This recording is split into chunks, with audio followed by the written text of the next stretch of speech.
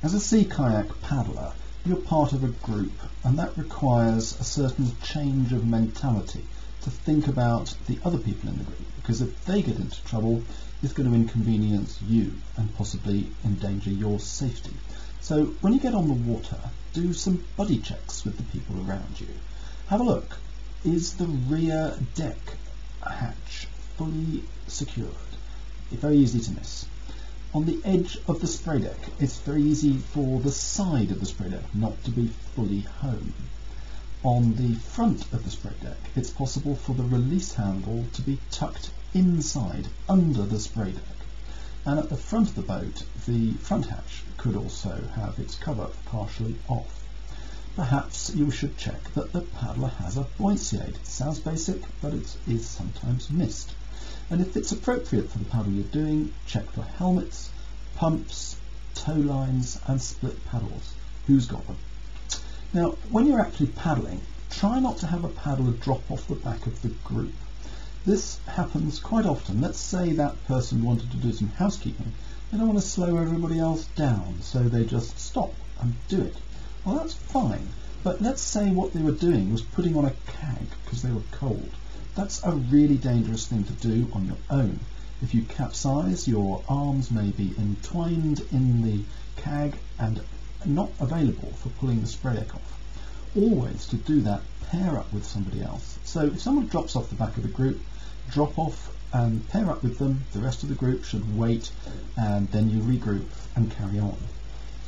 Let's say while you're out, the paddling conditions change rather radically at one point where it gets windy or wavy. If you've got one person way ahead of the rest of the group, that's really dangerous because the group hasn't had an opportunity to pause and think.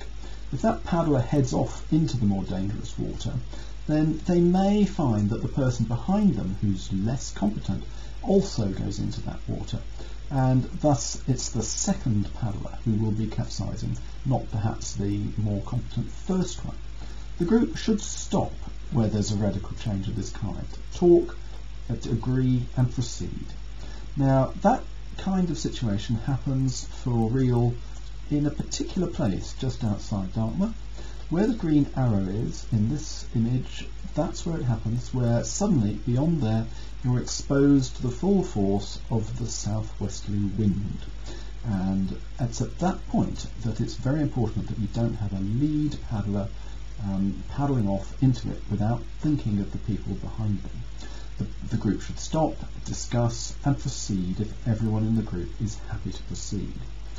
It's a little bit similar if you're going around a headland. If there is two boats or one or two boats ahead, they're out of sight. If there's an incident behind them, they won't see it and probably they won't be raisable. Quite often, Sea Kayak Group will have somebody like the leader or somebody appointed by the leader who will stay in a position where they can see both sides of the headland, watch everybody round. So it's important that the people at the head of the group don't paddle off blindly, not thinking about what's going on behind them. If you're about to land on a beach, maybe that would be a good time to check that your buddies don't have their skegs down. There are things that you can do. It's a case of thinking and thinking of others.